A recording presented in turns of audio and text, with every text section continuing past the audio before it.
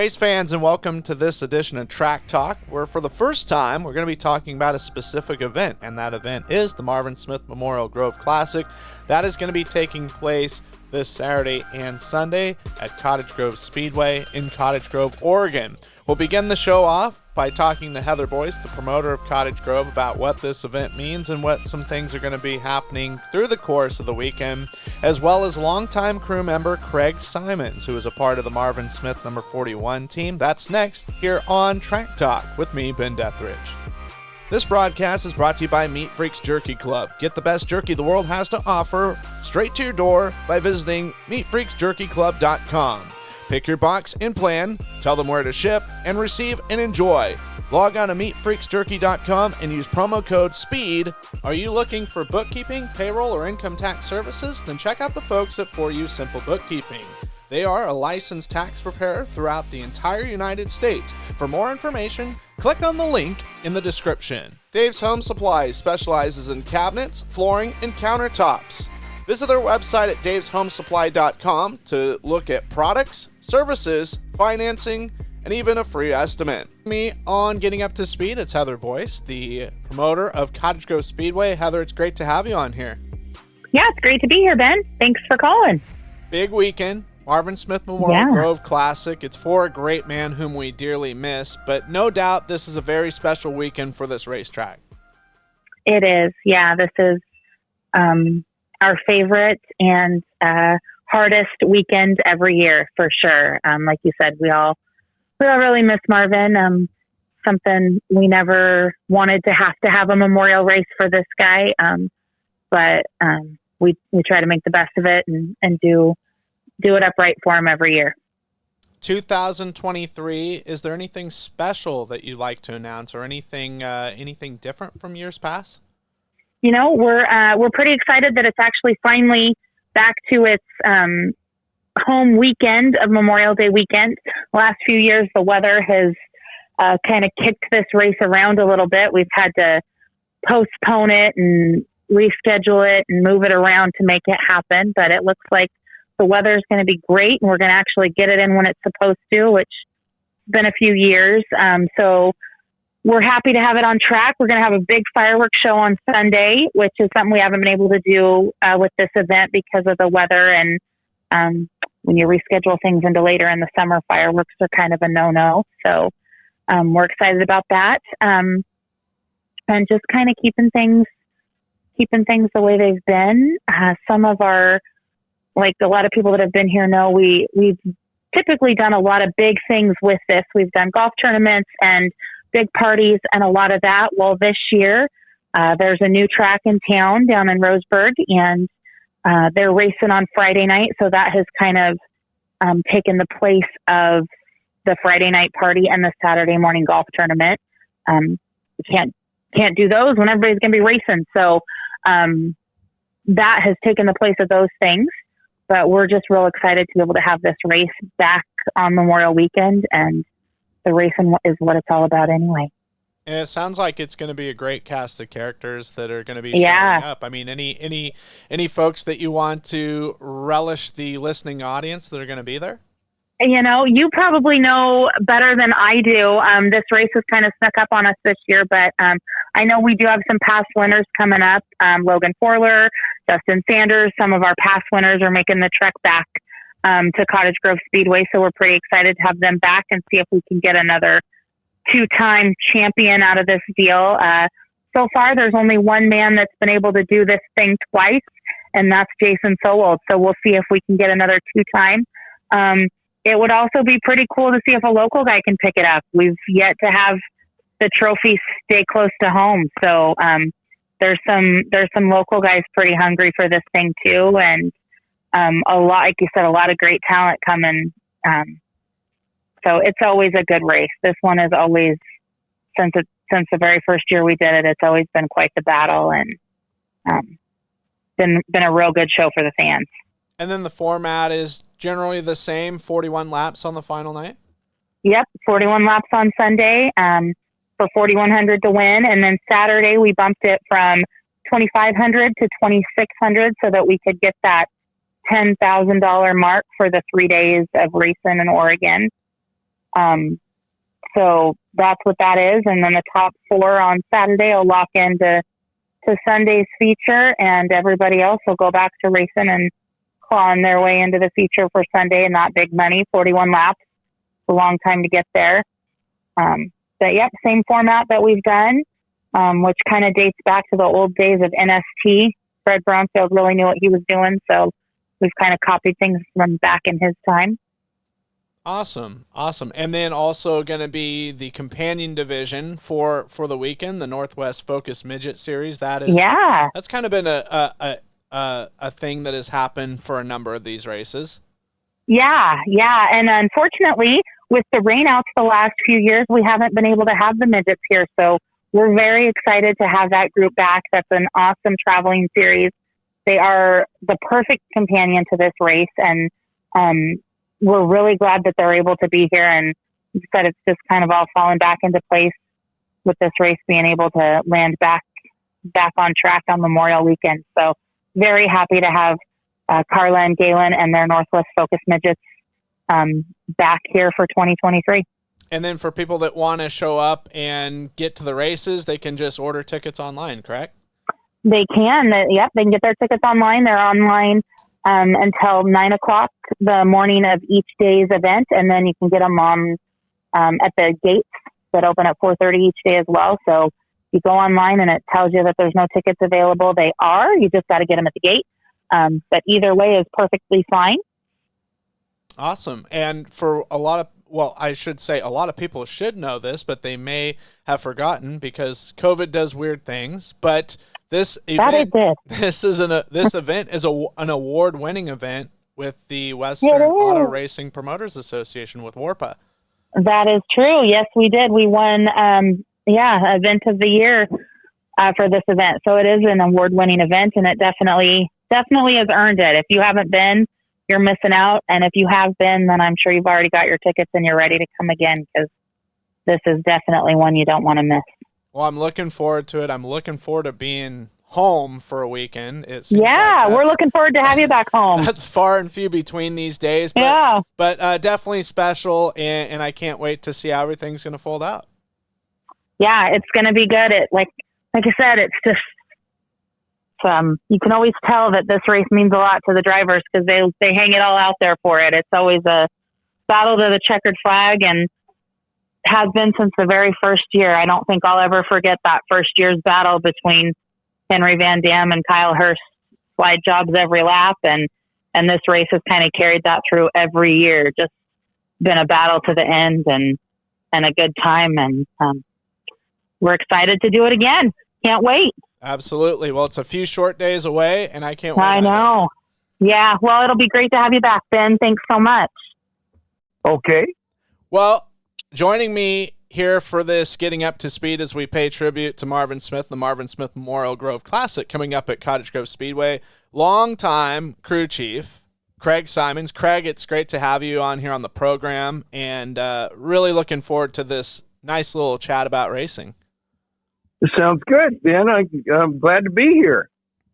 Well, Marvin Smith is an icon when it comes to racing in the Pacific Northwest, specifically Cottage Grove Speedway, and you, as well as you and the crew, were a major part of that, of bringing him a lot of successful results. Well, I suppose you could say that, but you could pretty much turn him loose with a good motor, and he'd make what he could make out of it. That's for sure. Well, go ahead. I was going to say we were always there to, buck him up and do what we could to make the car a little faster. But Marvin had a way. You know what I mean? Oh, absolutely, absolutely, and he had a winning way of things. And I just remember you guys. One thing that I thought was really interesting and really cool about you and a lot of the other crew members of the 41 team is it was pretty consistent. It wasn't a carousel of guys coming in and coming out. There was a good nucleus of all you guys that stuck to him. Well, yeah, that's true. We had, I was on the crew like just over 20 years, and I know my little brother Donnie, he was on the crew for over 30. And Eric, heck, he stuck around for 10, 12 anyway. But yeah, it wasn't a revolving door. I remember one time some Washington fans came down, and that was one of their questions. How come in Washington all the crews seem to have all this turnover, and you guys always seem to have the same people? And I don't know what that amounts to, but we were very loyal to Marvin. Marvin was very loyal to us.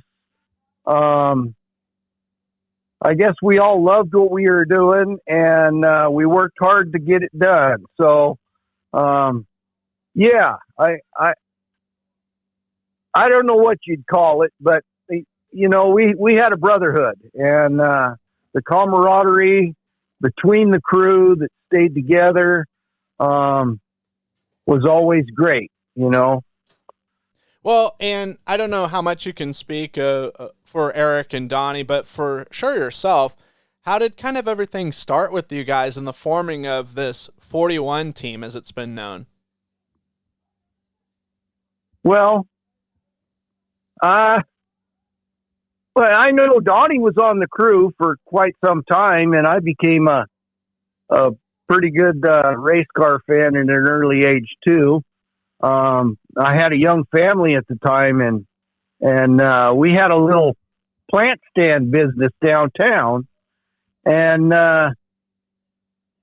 we just decided one day that we were going to buy a couple of tires for Marvin Smith, and so the family pitched together, and when we all bought Marvin some tires, and dropped the dang tires off, and the next thing I know, Marvin's asking me if I'd be willing to come out and help him clean the shop one day, and I just never left after that. So, Donnie, like I say, Donnie'd been there for 10 years previous to that. So, I went to school with Marvin since I was a kid. So, that was a long time friendship for me. Yeah. That's awesome. And what were what was that transition like from being a fan to a crew member? Was it a pretty difficult one? Was there a steep learning curve, or did you catch on to it pretty quick? Oh, I dilly-dallied with cars a little bit, but I really never had that experience of working on cars and stuff. But you always need for me, I've always been an organized person, and so it was kind of natural for me to kind of have the ability to put the trailer together nicely. The tires, I kind of mastered that part of the program.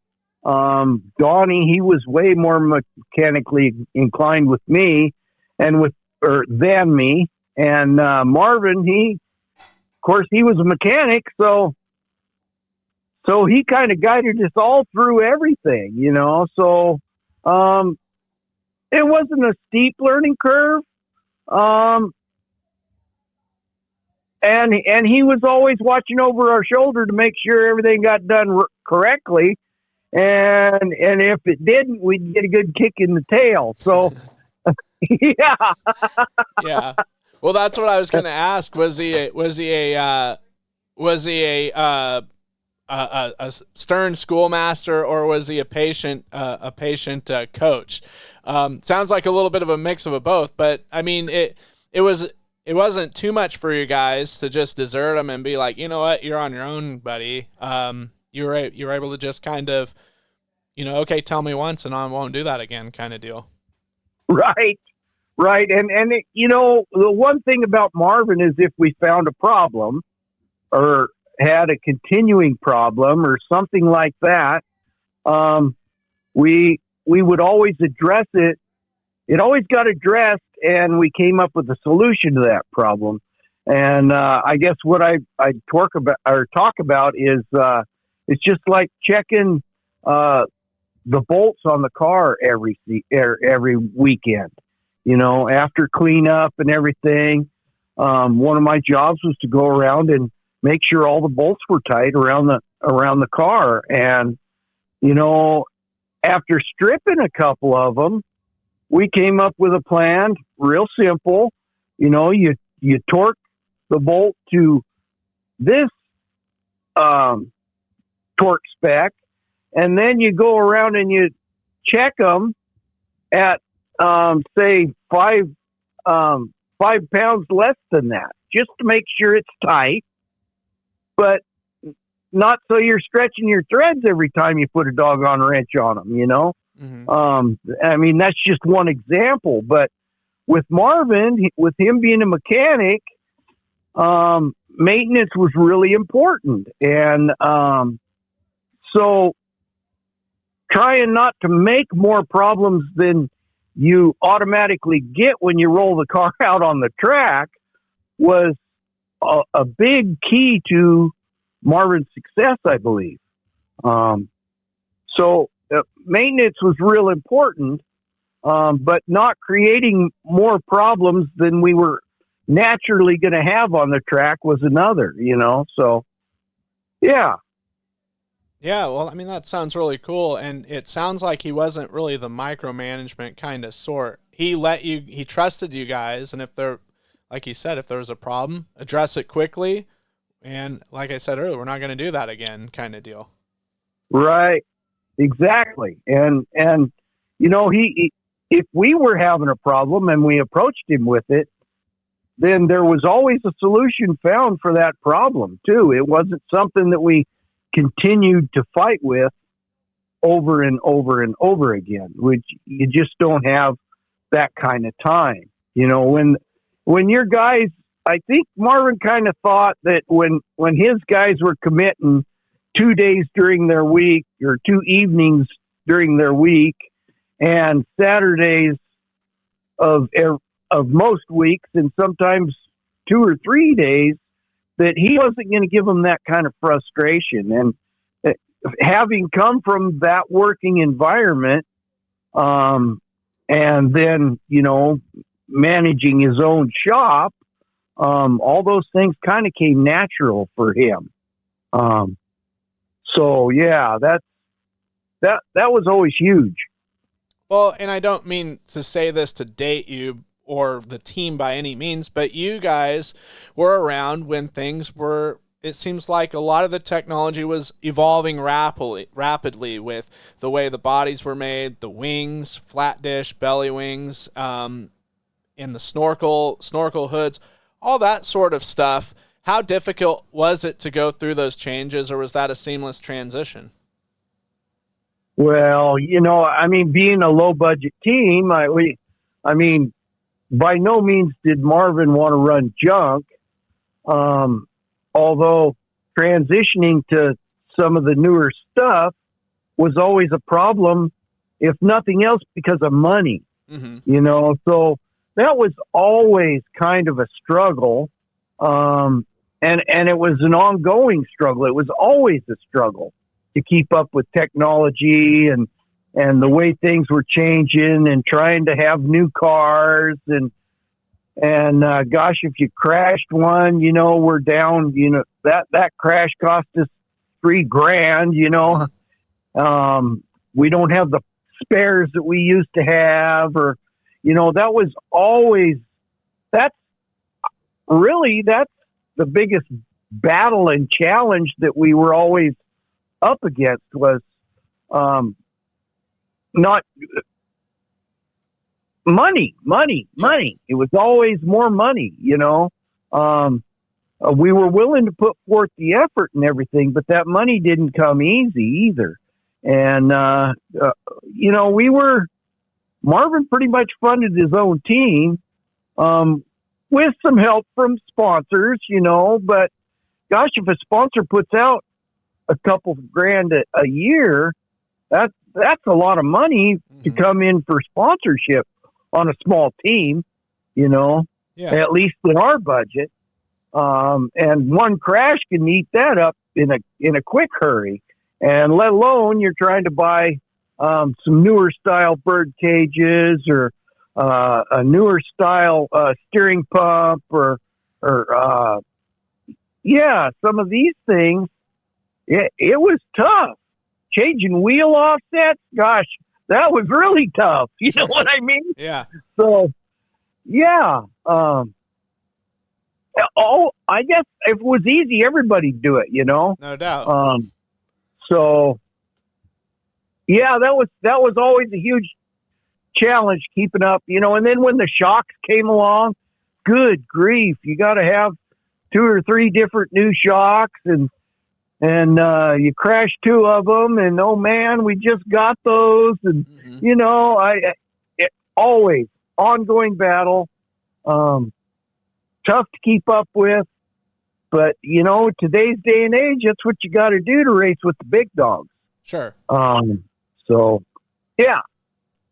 Well, and not to put you on the spot to pick a favorite memory, it doesn't have to be one, it can be several. What are some, for you personally, some of your favorite memories either at the racetrack, in the race shop, or on the road going to perhaps an out-of-town race? Does anything kind of pop up right away?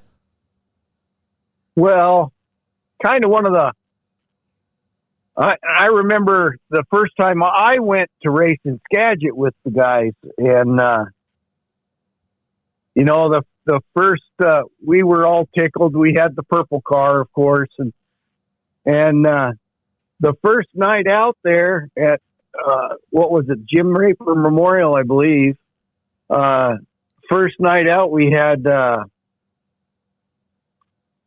car was in the paper from the first night, probably because it was the prettiest car out there, you know. Yeah. And so we struggled and had kind of a tough night, and got the car all back together the next day, and went out there, and Marvin was timing in, and I remember the first lap he come around and he was a couple tenths off of fast time. Come around from the second one, and going into 1 and 2, what was it, Al Kennedy, or not Al Kennedy, Will Kennedy was standing behind us, and he's timing Marvin with his stopwatch, and he says, man, he's faster this time. Man, he's faster this time. About that time, he comes out at 2, dusts the doggone wall, and the right rear tire grabbed the fence and climbed him all the way to the top, and he wrapped the doggone cable, 5/8 cable at the top of the fence right around the rear end, and there the car hangs from the very top of the doggone fence. Jeez. And wow, they had a truck up there, a big old 1970s model Ford Highboy up there with like 40s on it, and Steve Beitler stood up on the side of the bed, and Marvin literally stepped out on the Nerf bar and down into Beitler's hands. And you know how tall Beitler was, sure, for crying out loud. Yeah. What, 6'8" or something? I don't know. Yeah. And then down into my hands, and then we lowered him down into the bed of the truck. But oh my gosh, the second night after the second night, we were in the paper that next day for hanging the dang car from the fence. So we were in the paper 2 days in a row up there. Neither one of them was really that great, yeah. You know? Yeah. If you don't win the show, be the show, right? Right. Right. But, you know, that's not a great memory, but a memory nonetheless. Yeah. Gosh, there's so many of them, though. I mean, well, I remember it was pretty special that he was able to win a limited sprint main event and a 360 main event on the same night. And for you guys, that had to have been hell on earth a few times, because that's no easy task, preparing 2 separate race cars. That's probably the best memory I've got in sprint car racing was, you know, we had worked so hard at, you know, both cars, for those couple of seasons, and then to have that actually come to fruition, it was like, Heck yeah, that was a very elating experience.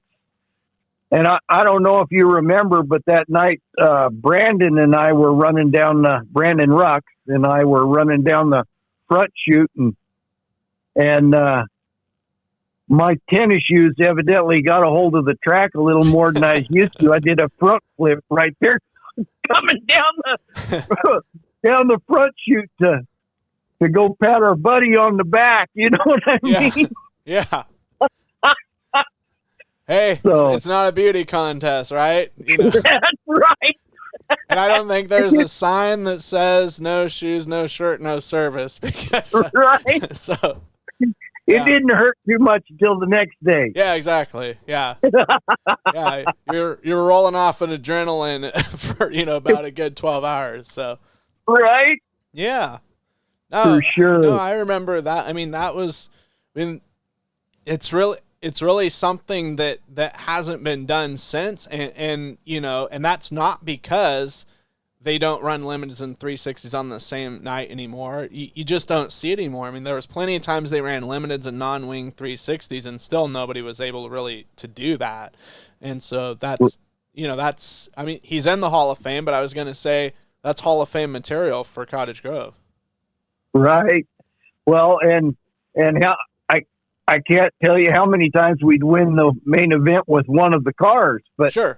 but not the other. Yeah, Yeah, So, no. Yeah, that was huge. Sure. Yeah, no, it was one or the other, it seemed like. And we're talking, for 360s, dozen cars or so, but the limiteds was, there were some pretty stacked fields back then, as far, not just with quality, but also quantity of cars too. For sure. Yeah. And you could almost afford to run that class. So Yeah. we had a pretty good field of cars out there back then. So That's awesome. Well, as we kind of wrap this up, Craig, anything special that you want to say that maybe I perhaps haven't asked at all? oh gosh, I can't imagine what it'd be. I'm so inundated with my thoughts right now. Sure. I know, a lot of people don't get a chance to be out there doing these things and tying their lives to sprint car racing and stuff. And I don't spend near as much time as I'd like to at the track anymore, but you put your mind, body, soul, blood, sweat, and tears into something for that many years, and it develops a huge love, and not just to the sport, but to the guys you're doing it with. And I'm sure just chatting with you, it reminds me of how grateful I am to have had the opportunity to do that. Mm-hmm. And especially to do that with the guys that I have such a huge love for, my brother, my nephew, Jesse Bonnickson, my brother, Donnie Simons, my cousin, Eric Simons, Brandon Ruck, who has become a huge, huge friend and supporter for all of us, and Marvin Smith. There isn't anyone on this earth any longer that I could go to and ask for just about anything in this world like Marvin would be available to me for. And, I miss that, but I am certainly grateful that the good Lord above gave me the chance to have that relationship with Marvin. And that's been built over, a lifetime, So, I sure do miss the big guy. I sure do like or appreciate having the opportunity to go to his memorial, although, of course you'd rather have him there. Yeah. I certainly miss him, but, It sounds to me like, gosh, if you want to go to a good race, you ought to be at the Marvin Smith Memorial this weekend. Is what I'm thinking. Yeah, there you go. Yeah, no, definitely what you said is what I like to call a church. And man, all, and not just racers, but the crews and the families of the racers and the family of the crews, the family of the owners of the track or the teams and the personnel that work at the racetracks. I mean, I could have went out and made $1 billion, but what I got was more than $1 billion in memories. So, I totally agree with you. Amen. The people that are out there living it. Yeah, exactly. Yes. Well, I really appreciate it, Craig, and hopefully see you this weekend, and we'll definitely have to catch up. Sounds groovy, buddy. I sure appreciate the opportunity.